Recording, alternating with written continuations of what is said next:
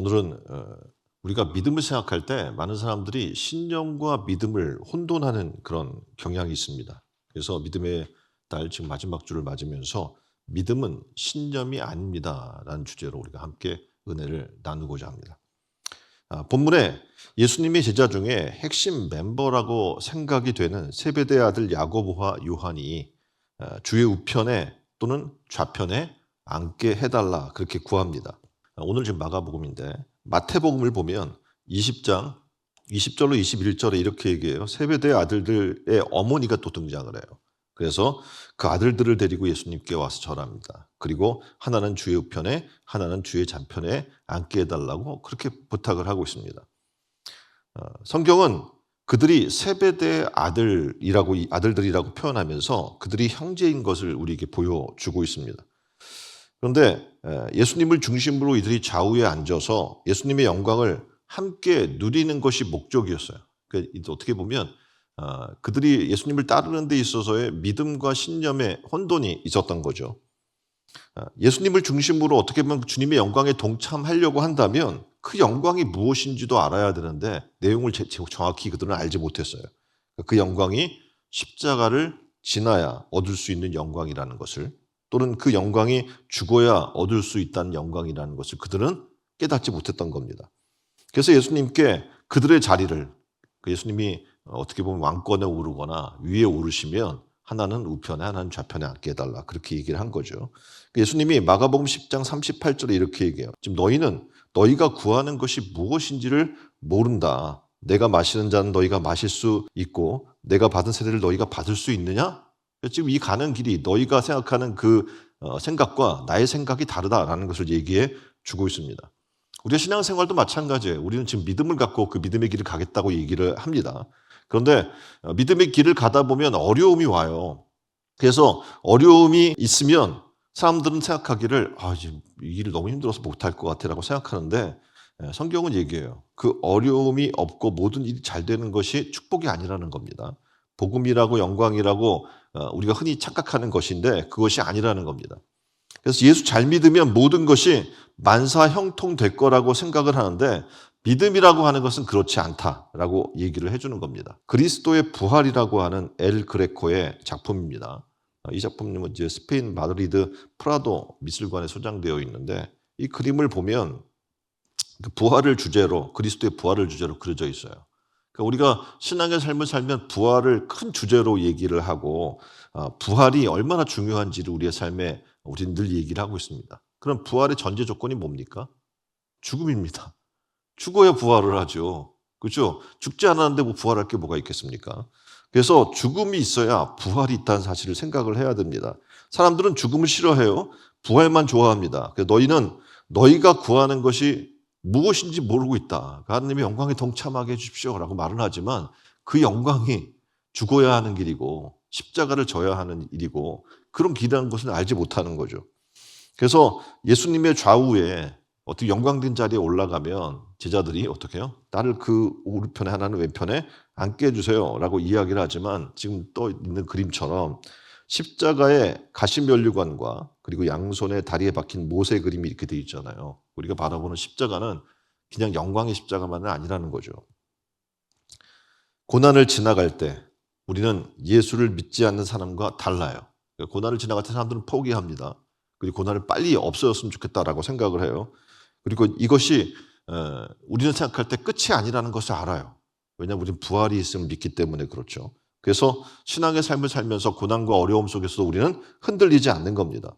믿음으로 고난의 시간을 견딜 수가 있는 거예요. 그 믿음이라는 건 이런 겁니다.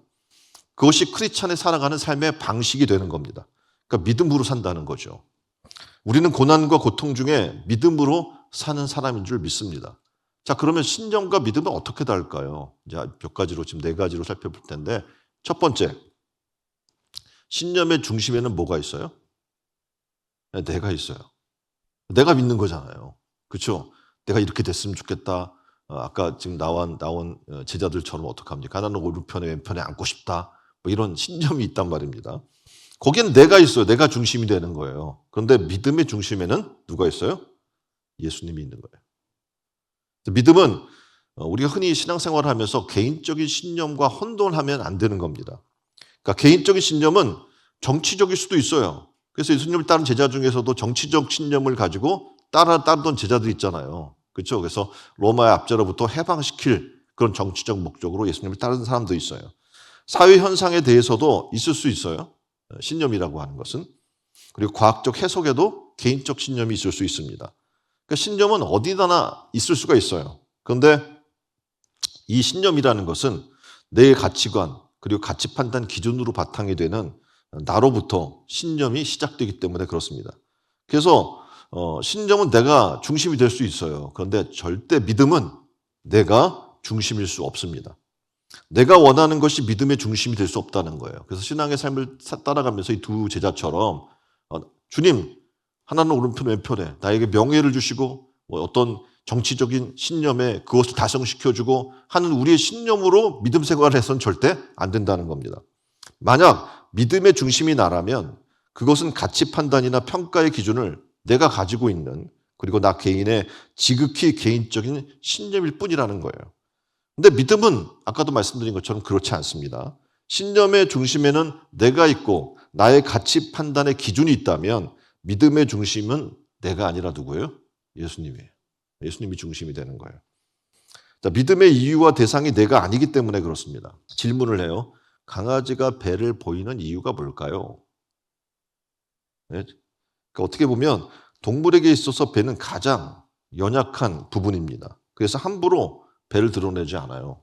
그런데 자신의 주인을 신뢰하면 주인 앞에서 어떻게 해요? 배를 드러내고 만져달라고 계속 그래요. 그러니까 어떻게 보면 신체에 있어서 가장 약점인 부분을 드러내놓고 만져달라고 누울 이유는 뭐밖에 없어요? 주인을 신뢰하기 때문에 그렇습니다. 그리고 이 행동은 주인을 향해서 어떻게 해요? 주인과 함께하는 게 즐겁고 내가 어떻게 해요? 순종하겠다라고 하는 표시입니다. 그러니까 믿음의 중심에는 내가 있는 게 아니라 배를 만져주는 주인에게 있다는 겁니다. 그러니까 믿음의 중심은 누구예요? 내가 아니라 나의 생각이 아니라 내 신념이 아니라 뭡니까? 예수 그리스도임을 믿으시길 바랍니다. 그래서 내가 아니라 예수님이 믿음의 중심이라는 거예요. 자, 시편 4편 8절 지금 그림에 나와 있는데 내가 평안히 눕고 자기도 하리니 그러니까 내가 평안히 눕고 자기도 해요. 그것은 나를 안전히 살게 하시는 이는 오직 여호와이심을 믿기 때문에 그래요. 그러니까 우리의 믿음의 중심에는 뭐가 있어요? 예수 그리스도를 믿는 믿음이 있다는 얘기입니다. 그래서 믿음의 중심인 예수님을 따라서 이 세상을 살아갈 때 우리는 고난이 올 수도 있고 고통과 죽음이 올 수도 있어요. 그런데 우리는 어떻게 해요? 믿음으로 이것을 이길 수 있다는 사실입니다. 내 의지나 내 노력이나 내 능력을 믿기 때문이 아니라 예수 그리스도를 믿기 때문에 우리는 앞으로 나아가는 거예요. 십자가에 나를 위해 죽으신 예수. 죽으신 후 우리에게 부활 소망이 되기 위해 부활하신 예수. 부활하신 이후에 하늘로 오르신 승천하신 예수. 그리고 이제 곧 다시 오실 그 예수를 우리는 믿습니다. 믿습니까? 네, 믿습니다. 그래서 이 세상의 고난과 고통과 죽음을 맞을 수 있는 이유는 바로 그 예수님이 우리가 어떻게 해요? 우리가 세상에서 환난을 당하지만 야 담대하라. 내가 이미 세상을 이겼다. 라고 주님이 우리에게 말씀해 주기 때문에 우리 그 사실을 믿기 때문에 우리는 두려움 없이 주님의 그 길을 따라가는 줄 믿습니다. 아까 다시 말씀드렸던 것처럼 신념과 믿음의 차이는 신념에는 내 생각과 내 판단이 중요해요. 그런데 믿음은 내가 아니라 누구의 뜻이 중요해요? 하나님의 뜻, 예수 그리스도가 중심이 된다는 겁니다. 자, 그렇다면 우리가 지금 삶을 살아나가는데 요즘 이 시대는 굉장히 정치적 이슈가 너무 핫하잖아요. 너무 크죠. 그래서 지금 이 나라가 좌파 우파로 나눠졌다. 두 개로 그냥 뭐 지역도 나눠지고 그렇게 이야기를 하는 시대를 우리가 보게 돼요. 자, 그러면 이게 예수님이 그렇게 해주셔서 되는 거예요? 좌파 우파가? 아니죠. 내가 중심이 되어서 내 가치 판단과 기준으로 선택한 겁니다. 자, 그럼 그리스도가 중심이 돼서 아까 얘기한 것처럼 이 파가 나눠지는 게 절대 아니란 말입니다. 내가 선택한 내 가치 판단을 기준으로 선택한 신념이기 때문에 그래요. 그래서 우리는 신념과 믿음을 혼돈하면 안 된다는 사실이에요. 자, 선거 전에 많은 후보들이 자신의 종교와 상관없이 교회로 나와요. 그리고 기도해요. 야, 저 사람 신앙이 있나? 사람들이 혼돈할 수 있죠. 자, 그 사람들이 신앙이 있어서 그럴까요? 신앙이 있어서 그럴까요? 지금 대답을 못하시네. 신앙이 있어서 와서 막 그래요? 예. 정치적인 신념 때문에 오는 거예요. 이제 한 표라도 더 받으려고. 그래서 우리는 신앙과 우리가 지금 이야기하는 그들의 행태와 믿음과 신념을 혼돈해서는 안 된다는 겁니다. 자, 그런데 우리가 여기서 중요한 것은 교회 안에 분명히 정치적 신념이 다른 사람들이 있을 수 있고요. 그죠? 사회적 신념이 다르거나 생각이 다른 사람들이 많이 모여 있을 수 있어요. 근데 오늘 여기서 중요한 얘기를 하셔야 하는 게 뭐냐면 우리의 신앙의 삶의 믿음이라고 하는 것의 중심은 그런 신념이 아니라 뭐가? 내가 아니라 나의 신념, 나의 판단, 가치 기준이 중요하지 않은 중심이 아니라 무엇이? 예수 그리스도가 하나님의 말씀이 중심인 줄 믿으시기 바랍니다. 그래서 관점이 다를 수도 있고 사회적인 생각이 다를 수도 있고 여러 가지 생각이 다를 수 있어요. 그럼에도 불구하고 우리가 가져야 될 이곳에 모인 사람들은 예수 그리스도가 중심이 되시기를 주님의 이름으로 축원드립니다.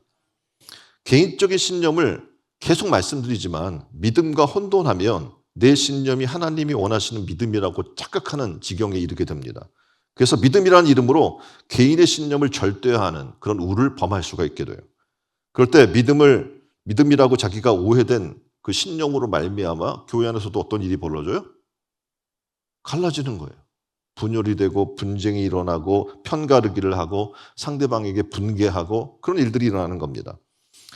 어떻게 보면 내가 아니라 이제는 어떻게 해요? 예수 그리스도가 우리의 중심에 계시기를 주님의 이름으로 축원드립니다.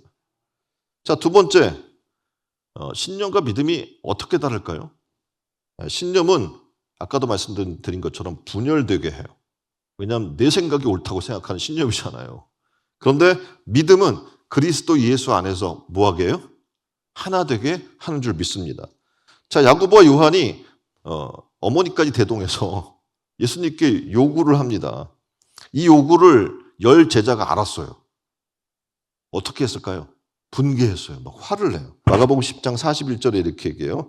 10 제자가 듣고 그 이야기를 들어서 하나는 우편에 하나는 왼편에 앉게 해달라고 한 얘기를 들었습니다. 그리고 10 제자가 듣고 야고보와 요한에 대해서 화를 내거늘 이렇게 얘기해요. 분이 나는 거예요. 니네만 오른편에 편에 앉아 우리는 뭐야? 라고 하면서 막 화를 내는 겁니다. 야고보와 요한을 뺀 나머지 10명의 제자들이 화를 냈고 10대 2의 편가름이 되고 말았어요. 분열이 일어난 거죠. 그리고 이 분열과 편가름의 붕괴가 오늘날 이 땅에서도 수없이 보는 우리가 목격하는 장면이라는 겁니다. 나와 의견이 다르면 나와 신념이 다르면 그 다르다고 하는 것을 다르다는 것으로 인정하지 않고 틀렸다고 얘기하는 게 이 땅의 모습인 거예요. 틀렸기 때문에 어떻게 해야 돼요? 틀린 것을 고쳐야 돼. 또 상대방은 개조의 대상이 되는 겁니다. 그리고 고쳐줘야 하는 대상이 되고 회개의 대상이 돼야 되는 겁니다. 그러니까 어떻게 보면 서로가 서로를 어리석다고 폄하하거나 자신의 이성적 판단이 옳고 나와 다른 사람은 이 상황에 현실을 제대로 판단하지 못하는 어리석은 자라고 비판하고 정죄하고 마음의 심판대에 세우고 정죄를 계속하는 일들이 일어나게 되는 겁니다. 오늘 지금 얘기한 것처럼 신념에 빠진 사람들 같은 경우에는 분열과 편가름과 붕괴가 일어나게 되어 있다고 얘기하고 있고요. 그리고 이것은 오늘날 이 시대를 보면서 신념이 굉장히 무섭구나 한 사람의 신념이라고 하는 게 라는 것을 우리가 깨닫게 돼요. 왜냐하면 말씀드린 것처럼 나 중심이기 때문에 그래요. 이 신념에 가족 간에도 상처가 생길 수가 있습니다. 그러니까 서로가 서로에게 가족이라도 틀렸다고 손가락질하고 비난할 수가 있는 거예요. 폄하하거나 정죄할 수가 있습니다. 내 생각이 맞다고 내 판단이 맞다고 저들이 지금 몰라서 그렇다고 생각하고 비판하고 화를 내고 붕괴합니다. 결국 야고보와 요한이 바랬던 것은요. 모두가 하나 되는 그런 일들이 아니에요. 뭡니까? 자신들이 높아지는 거예요. 그 자리가 고난과 고통과 죽음이 지나가야만 얻을 수 있는 자리라는 것을 생각조차 하지 못했던 겁니다. 그림을 보면 이렇게 얘기해요. 뒤를 쫓는다고 따르는 것이 아니며 같이 있다고 동행하는 것이 아닙니다. 같은 곳을 바라보아야 하고 같은 목적을 품는 것이어야 합니다. 라고 이렇게 얘기해요. 그러니까 제자들이 예수님과 동행하고 있다고 생각했지만 같은 곳을 바라보고 있지 않은 거예요. 예수님은 십자가를 얘기하고 죽어야 산다고 얘기하고 있고 모든 사람을 위해 섬겨야 한다고 얘기하고 있는데 이들은 섬김 받고자 하고 죽기는 싫고 어떻게 영광만 받으려고 하는 그런 모습을 갖고 있었던 겁니다. 그러니까 어떻게 보면 이들은 높아지기를 원했기 때문에 위치를 바랬던 건데 예수님의 믿음의 중심이 아니었던 거죠. 자신의 신념이 중심이었던 삶을 살게 되었던 거예요. 결과는 뭡니까? 결국 갈라져요. 편가름이 일어나게 되고 어떻게 해요? 분열이 일어나고 상대방에 대해서 분개하는, 화가 나는 그런 일들이 일어나게 되는 겁니다. 자, 이러한 상황을 보면서 예수님이 뭐라고 말씀하셨냐면 마가복음 10장 42절로 44절의 말씀입니다. 예수께서 불러다가 이르시되 이방인의 집권자들이 그들을 임의로 주관하고 그 고관들이 그들에게 권세를 부리는 줄 너희가 알거니와 너희 중에는 그렇지 않을지니 그 세상 방법과 세상 사람들이 생각하는 것과 다르다. 너희는 어떻게 하냐면 너희 중에 누구든지 크고자 하는 자는 너희를 섬기는 자가 되고 너희 중에 누구든지 으뜸이 되고자 하는 자는 모든 사람의 종이 되어야 하리라 라고 말씀해 주고 있는 겁니다. 그러니까 다시 말하면 믿음이라는 것은 분열케 하는 게 아니에요. 아까 얘기했잖아요. 신념은 다 자기 중심이기 때문에 생각이 다 다르기 때문에 분열되고 싸우고 분개하게 돼요. 그런데 믿음이라는 것은 그리스도 생각 안에 나를 내려놓는 것이기 때문에 분열이 아니라 어떻게 하는 거예요? 하나 되게 하는 건 줄 믿습니다. 그런 믿음을 소유하기를 주님의 이름으로 축원드립니다. 자, 세 번째 신념과 믿음의 차이는 뭐냐면 신념은 섬김 받고자 해요. 여러분이 신념을 가지고 자녀를 양육합니다. 왜냐하면 여러분이 살아온 삶의 방식에 있어서 경험을 통해서 아는 거예요. 그래서 보통 세상에서 섬김 받는 게 좋지 섬기는 것은 낮은 위치에 속한 자라고 생각을 해요. 그래서 좋은 학교에 들어가야 되고 좋은 직장에 들어가야 되고 돈을 많이 벌어야 되고 세상에 성공해야 돼. 그래야 섬김 받을 수 있어. 다 너 잘 되라고 하는 얘기야. 이렇게 얘기하잖아요. 원칙의 그 중심의 마음에는 뭐가 있는 겁니까? 섬김 받고자 하는 생각이 깔려 있는 겁니다. 근데 예수님은 우리에게 섬기는 사람이 되라고 하는 거예요. 지금 교회에 지금 모여 있는 예배를 드리는 여러분은 어떤 사람이 되어야 되는 거예요? 섬기는 사람. 왜냐하면 예수님 자체가 내가 섬김을 받으려 온 것이 아니고 도리어 섬기려 하고 자기 목숨을 모든 사람들의 대속물로 주겠다고 얘기하고 계시기 때문에 그렇습니다. 우리는 예수님처럼 따라가고자 한 제자의 삶을 살고자 해요. 그리고 그분이 그렇게 얘기한 것처럼 우리도 섬기는 사람이 되어야 될 줄 믿습니다. 그러려면 내가 중심이 되면 안 되죠. 사람 마음속에 누구나 나보다 다른 사람이 잘 되는 게 좋지 않아요. 그래서 사촌이 땅을 사도 기뻐요? 예? 지금 배가 아프다고 여기서 저기서 가까운 친구가 땅을 사도 배가 아픈 거예요. 잘 되면 배가 아파. 이제 그게 사람들이에요. 아담 이래 타락한 인간의 모습은 하나님께서 주신 것을 하나님과 이웃을 위해 사용하며 섬기기보다는 자신을 위해 사용함으로 스스로 높아지려는 마음이 있기 때문에 그렇습니다. 예수님 당시의 제자들의 모습도 그랬다는 거예요. 누가 더 크냐 계속 그거 갖고 논쟁을 벌이잖아요. 그 과정 중에 하나가 바로 이거예요. 두 명이 세베대의 아들들을 데리고 와서 어머니가 또는 그 둘이 얘기하는 거지 계속. 하나는 우편에 하나는 왼편에. 잘 되게 좀 인정 좀 해주세요. 하고 어떻게 해요? 총탁도 하고 그런 것들을 우리가 보게 되는 거예요. 마태복음을 보면 야고보와 요한은 자신의 어머니와 함께 예수님께 가서 자신들을 예수님 나라에서 각각 오른편과 왼편에 앉게 해달라고 부탁을 했습니다. 근데 이것을 들은 다른 제자들은 그 두 명에 대해서 붕괴했어요. 그때 예수님이 얘기하신 게 있죠. 뭘 얘기합니까? 세상에서는 부리는 자가 큰 자지만 그리스도 안에서는 섬기는 자가 남의 종이 되는 자가 으뜸이고 큰 자다. 이렇게 얘기해 주신 겁니다. 자, 그림에 보면 이렇게 얘기해요. 예수님은 이 땅에 계실 때에도 섬김을 받으려 함이 아니요 제자들의 발을 씻어주는 등 종의 위치에 낮아져서 제자들을 섬기는 삶을 사셨던 것을 보게 됩니다. 그리고 최후에는 자신의 목숨을 대속물로 내어 주셨다는 사실이에요. 그러니까 어떻게 보면 다른 사람을 섬긴다?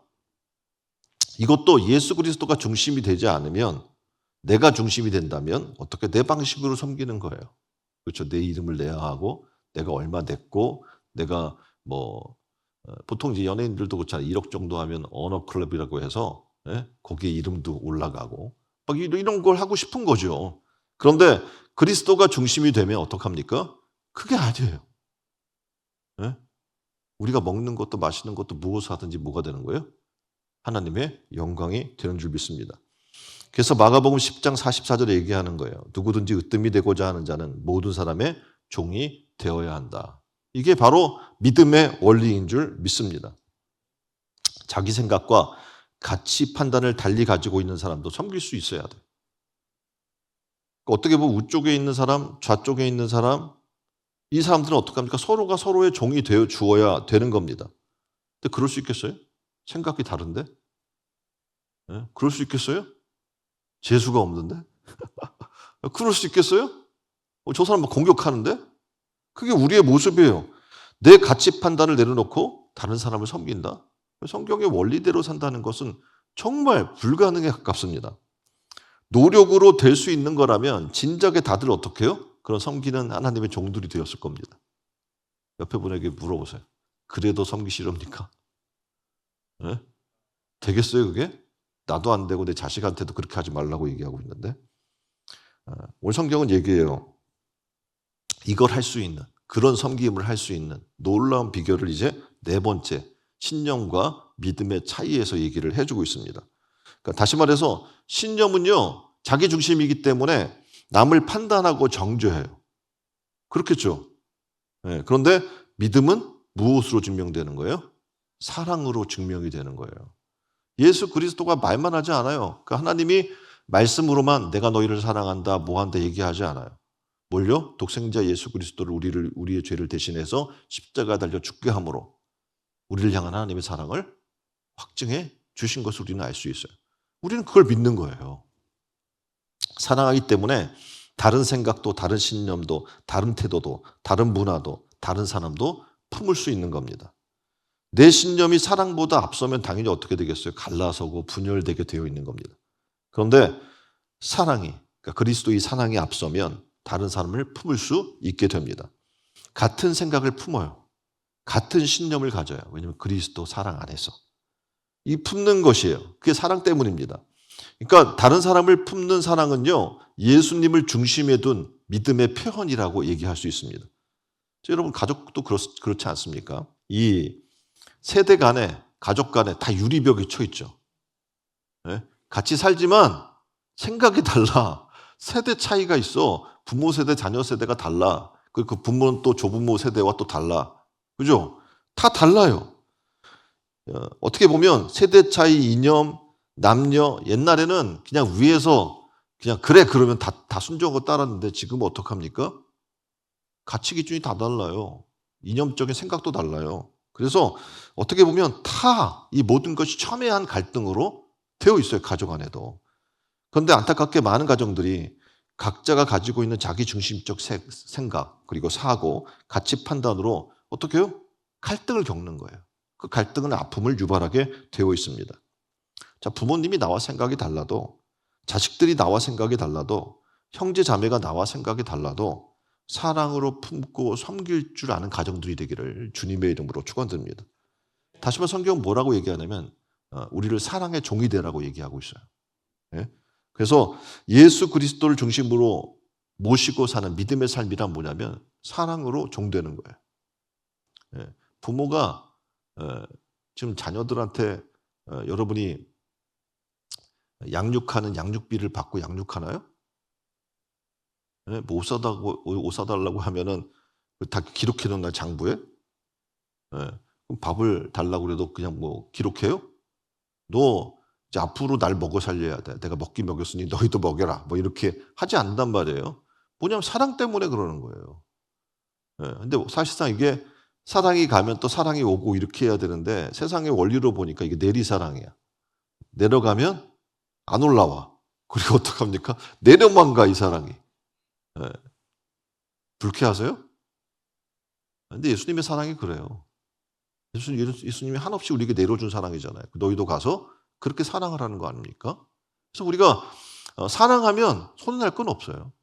그렇죠? 그런 신앙의 삶이 우리에게 필요한 겁니다. 부부간에 뭐가 문제인 것 같습니까? 부부가 같은 생각 갖기가 쉬워요, 어려워요? 예, 지금 부부가 많이 앉아 계시는데 다 어려워요. 이렇게 얘기를 어렵습니다. 맞습니다. 같은 생각을 가지고 있어도 같이 사는 그 가운데 같은 생각이라고 사실상 인정할 수 없는 것들이 너무 많아요. 여기 보면 밑에 우리가 흔히 위쪽에 드러나 있는 노출된 부분들이 있어요. 거기에 보면 성격 차이, 가치관의 차이, 양육관의 차이, 때로는 고부간의 갈등, 장서 갈등, 뭐 외도 뭐 이런 수많은 것들이 있을 수 있잖아요. 그럼 그게 문제라고 우리는 보이는 문제를 계속 얘기를 하지만 실제적으로 밑에 보면 가장 큰 문제는 뭐예요? 정서적 친밀감의 부재라고 이야기가 되어 있어요. 양육 간의 차이 있을 수 있고 가치관 차이 있을 수 있고 성격 차이, 고부 간의 갈등 뭐 이런 것들이 있을 수 있어요. 근데 가장 큰 그것을 유지하지 못하고 깨어지는 이유 중 하나를 뭐라고 얘기하냐면 정서적 친밀감의 부재라고 얘기하는 겁니다. 정서적 친밀감을 우리가 다른 말로 또 이야기하면 사랑이에요, 사랑. 사랑하면 위에 어떤 갈등이 있어도 다 해결돼요. 그렇죠? 근데 사랑하지 않으면 어떡합니까? 생각이, 사상이, 정치적 입장이 싸우게 하는 거예요. 근데 이것을 다 뛰어넘게 하는 게 뭐라고요? 사랑인 줄 믿습니다. 자, 그러면 여러분에게 묻습니다. 예수님을 좋아합니까? 사랑합니까? 대답을 안 하시네. 좋아도 안 하고 사랑도 안 해요. 우리 좋아하는 것과 사랑하는 차이를 저기 쭉 나열되는데 굉장히 많은데 몇 가지만 함축해서 얘기를 하면 좋아하는 건 그 사람으로 인해 내가 행복해졌으면 하는 것이다.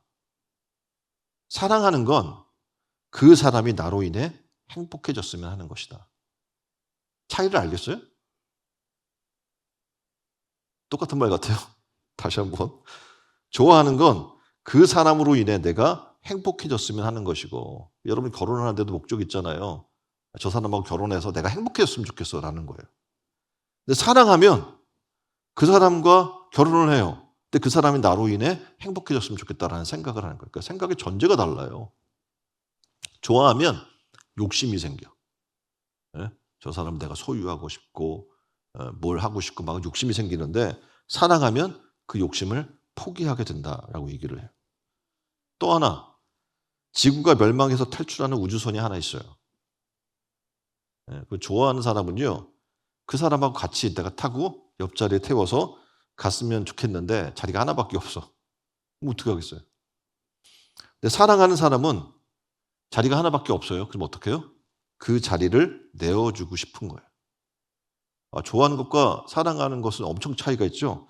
예수님이 그래요. 예수님의 사랑은요, 아까 이야기한 사랑이야. 자기 목숨을 내어주는 거예요. 사랑해서. 근데 많은 사람들이 예수님 사랑해요 막 노래를 불러요, 교회 와서. 근데 가만히 이 내용을 질문해 보면 놀라운 사실은 뭡니까? 사랑하는 게 아니야. 예? 감정적으로 그냥 좋아지고 예수님 때문에 내가 행복해지고 싶은 거지. 예수님을 내가 사랑해서 나를 희생하고 주님이 희생하신 것처럼 그렇게 따라가고 싶은 생각은 갖고 있는 사람이 거의 없는 거예요. 오늘 여러분에게 묻습니다. 예수님을 사랑하십니까? 네. 좋아만 하면 안 되고 사랑하셔야 돼요. 사랑하면 어떤 일이 일어나냐면 정죄한 판단이 일어나지 않아요. 분개가 일어나지 않아요. 예수님을 중심에 두고 있기 때문에 어떻게 해요? 주님이 날 사랑한 것처럼 사랑하게 되는 줄 믿습니다. 마가복음 10장 45절에 이렇게 얘기해요. 예수님께서 이 땅에 오신 목적은 사랑하기 위해서요. 다시 말하면 많은 사람을 구원하기 위해 자신의 몸을 대속물로 내어 주고자 합니다. 라고 얘기해 주는 거예요. 세상 사람이 사랑하는 방식과는 차원이 다른 거죠. 완전히 다른 사랑의 방식의 삶을 우리에게 보여주고 있는 겁니다. 세상 사람들은 그래요. 잘 사는 게, 내가 잘 사는 게 좋은 거야. 흔히 얘기한 장땡이야, 내가 잘 사는 게. 한 사람 뭐 무슨 상관 있어? 내가 잘 살면 되는 거지. 이렇게 생각을 해요. 근데 예수님이 이 땅에 오신 목적을 뭐라고 얘기하냐면 본인이 잘 살고 섬김받고 세상 사람이 이야기한 성공한 삶을 살려고 하는 것이 아니고 자기를 많은 사람의 대속물로 내어주기 위함. 다시 말해서 죽기 위해 왔다라고 얘기하는 거예요. 성경의 원리는 그렇게 얘기하는 거예요. 죽고자 하면 산다고 얘기하는 게 그거예요. 한 알이 밀알이 돼서 땅에 떨어져서 우리 가정에서 내가 믿음으로 한 알을 죽어지지 아니하면 어떤 열매도 우리 가운데 있지 않는 거죠. 2025년 신촌 은혜로운교회 모든 성도들이 한 알이 밀알됐으면 좋겠습니다. 죽어집시다. 그래서 많은 열매를 맺는 이 한 해가 되기를 주님의 이름으로 축원드립니다. 그래서 예수님이 생각해봐요. 이 땅에 죽으러 오셨는데 그것과 우리가 좌로 우로 나눠지는 게 무슨 연관성이 있나요? 한쪽 진영이 옳다고 얘기하는 게 무슨 연관성이 있나요? 예수님 시대에도 바리새파도 있었고요. 사두개파 사람들도 있고 수많은 당파들이 있어서 갈등하고 자기 주장을 내세우고 그랬어요. 근데 예수님은 어떻게 해요? 그런 걸 다 물리치시고 회칠한 무덤과 같은 자라고 독사의 자식들이라고 막 하나님 책망하셨던 것을 우리는 보게 됩니다. 우리가 짊어지고 가야 할 것은요. 옳고 그름이라고 얘기하는 개인적 신념이 아니에요. 그러니까 우리가 어떤 개인적 신념을 갖고 있으면 이건 옳은 거야. 난 이게 맞다고 생각해. 이렇게 자기 주장을 할 수 있어요. 그게 아니에요. 우리가 믿고자 하는 건 바라보고자 하는 건 뭡니까? 십자가예요. 그렇죠? 그 십자가. 나를 위해 자기를 전부를 내어주신 희생의 십자가, 사랑의 십자가. 그래서 바울도 얘기하잖아요. 내가 이제 모든 것을 배설물로 여기고 내가 오로지 한 가지 자랑으로 여기고자 하는 게 있는데 뭡니까? 주의 십자가뿐이로다. 이렇게 고백을 하는 겁니다. 믿음은 오직 사랑으로 표현이 됩니다. 그러니까 믿음이라고 하면서 다른 사람을 정죄하고 심판하고 판단하는 것은 믿음이 아닙니다. 지극히 개인적인 신념일 따름인 거예요. 그래서 믿음은 아까도 말씀드린 것처럼 개인적 신념을 기반으로 하는 게 아닙니다. 믿음은 편가름이나 상대방을 보고 분개하고 화를 내는 것으로 표현되지 않습니다. 믿음은 오직 예수 그리스도를 중심으로 합니다. 내가 아니라 예수님이라면 어떻게 할까라고 생각하며 살아나가는 삶인 거예요. 자, 여러분에게 묻습니다. 여러분은 어떤 파세요? 좌파예요, 우파예요? 중도예요? 다 웃어. 파가 있어. 그렇죠? 여기 앉아있지만. 근데 여러분이 아셔야 될 게 있어요. 뭐냐면 생각해봐요. 좌파나 우파나 이건 나눠질 수가 없어요. 교단 안에서도요. 진보가 있고 보수가 있고 복음이 있고 진보가 있고 자유가 있고 그래. 뭐 이게 크게 나누면. 근데 예를 들어 교단별로도 예를 들어서 기장 같은 경우 완전 진보예요. 그러면 그쪽 사람이 이제 부사역자로 온단 말이에요. 그러면 그 사람이 얘기를 해요. 거기서 너무 보수라고 비난받아가지고 보수 교단으로 왔습니다. 이렇게 얘기를 합니다.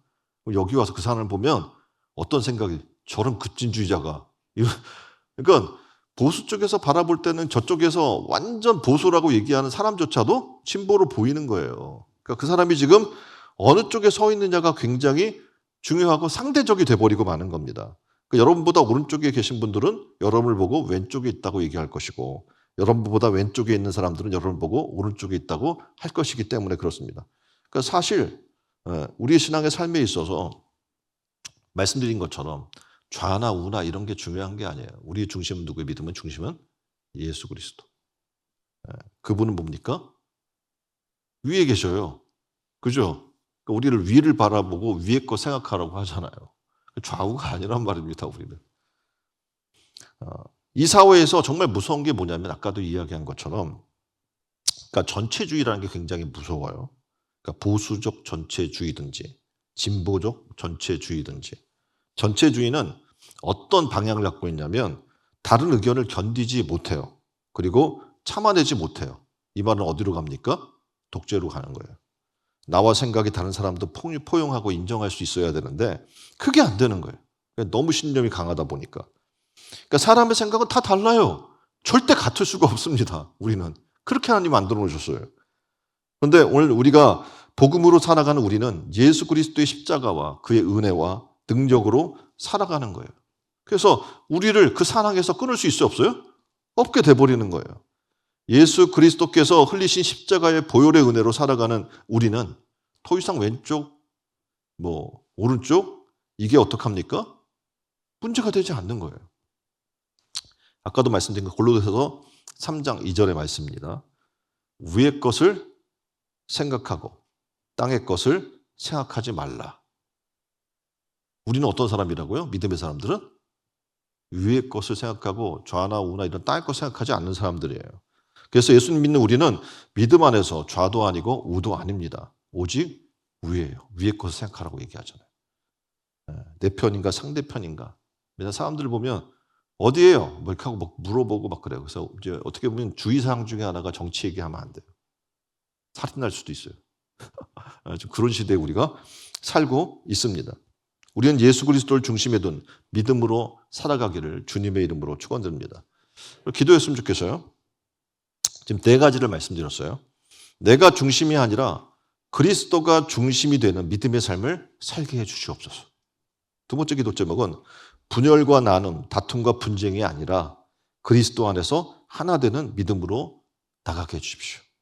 세 번째, 섬김 받고자 함이 아니라 섬기는 믿음으로 살게 해 주십시오. 네 번째, 나와 다른 사람을 정죄하고 판단하는 것이 아니라 사랑으로 포용하게 해 주십시오. 우리 안에 그런 믿음을 갖게 해달라고 우리 다 같이 한 목소리로 기도하겠습니다. 기도하겠습니다.